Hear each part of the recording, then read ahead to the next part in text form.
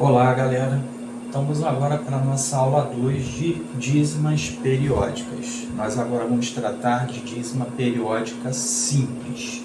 Nós vamos determinar a fração geratriz de uma dízima periódica. Como assim?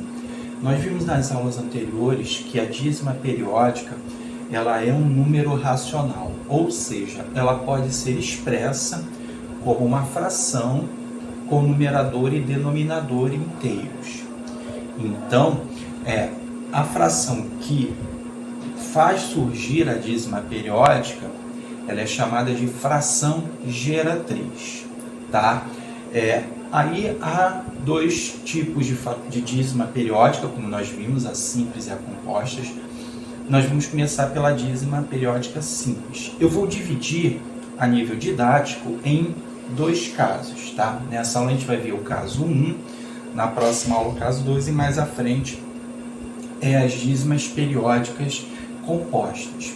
Existe mais de um método de se obter a fração geratriz de uma dízima periódica. Tem um método que eu chamaria de algébrico, que você chama de x e faz multiplicações nessa equação, né? Você chama de x a dízima periódica. Há um outro método que não é acessível a todos, é mais no ensino médio, porque você usa a soma de uma progressão geométrica infinita. E há um método prático, tá? Que você utiliza a quantidade de noves e zeros no denominador. É esse método prático que eu vou explicar, tá? Certamente há inúmeras outras aulas aí explicando sobre o método algébrico e o método usando a soma de PG, né, de progressão geométrica infinita. Eu vou usar o método prático, porque ele permite que desde lá do 6º ano, um aluno que nunca tenha visto a equação, ele consiga achar a dízima periódica, tá? Ele é mais abrangente. É claro que o que está por trás desse método envolve toda uma teoria, toda uma demonstração, inclusive o método algébrico, tá? Mas sendo bem objetivo, vamos lá. Qual é o caso 1? Caso 1, que eu chamei de caso 1, é aquele que tem a parte inteira igual a zero. Na próxima aula nós vamos ver quando a parte inteira é diferente de zero.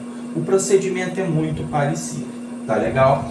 Então aqui eu coloquei 3 dízimas periódicas, tá? 0,3333, 0,252525, 0,478478. Tá legal?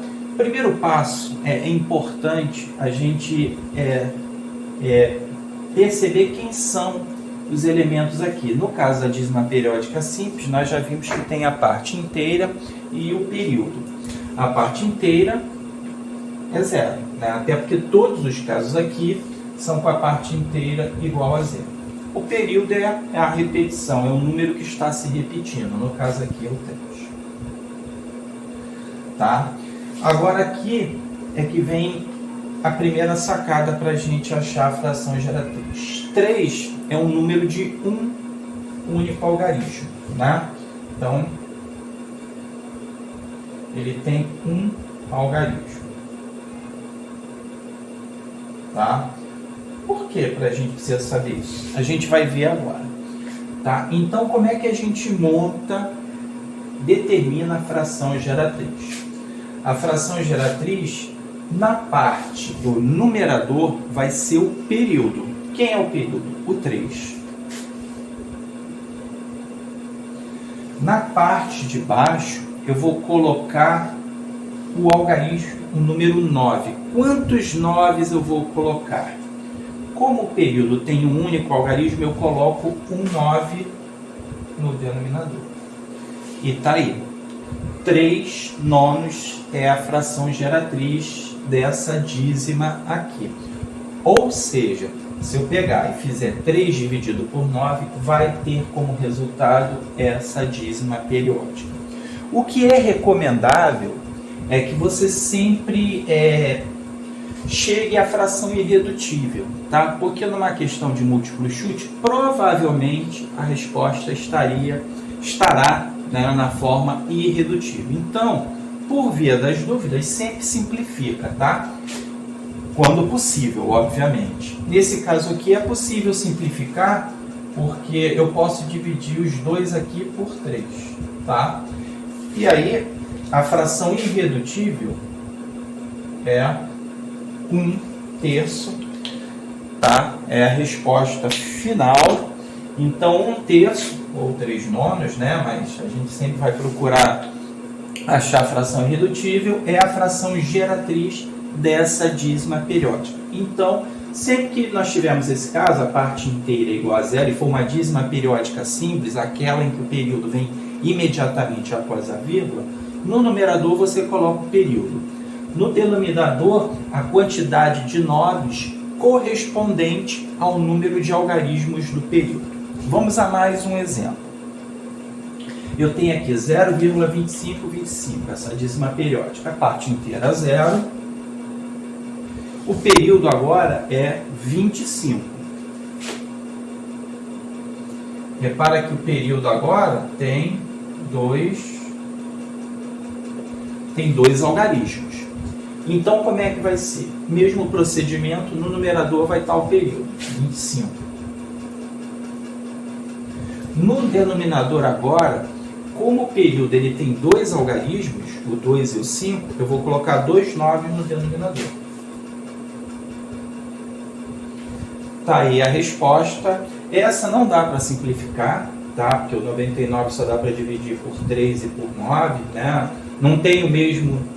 O 25 só dá para dividir por 5 e por 25. Então, essa fração aqui já está na sua forma irredutível. Então, é o gabá desse exemplo 2. E para finalizar, vamos ao terceiro exemplo, 0,478478. Parte inteira 0. Período agora 478. Ou seja, período agora eu tenho 3 algarismos. 3 algarismos. Então, como é que vai ficar a fração geratriz? Vai ficar o período em cima, 478, dividido por 999.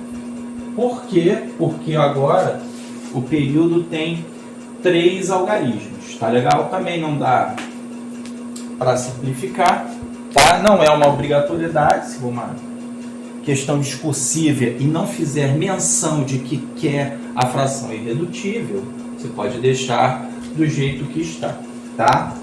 Então, 478, 999 avos é a fração que gerou essa dízima periódica 0,478478. Tá legal? Então, nós vimos aí o primeiro caso, o caso em que a parte inteira é igual a zero. Na próxima aula, a gente vai ver quando a parte inteira é diferente de zero. Tá legal? Forte abraço!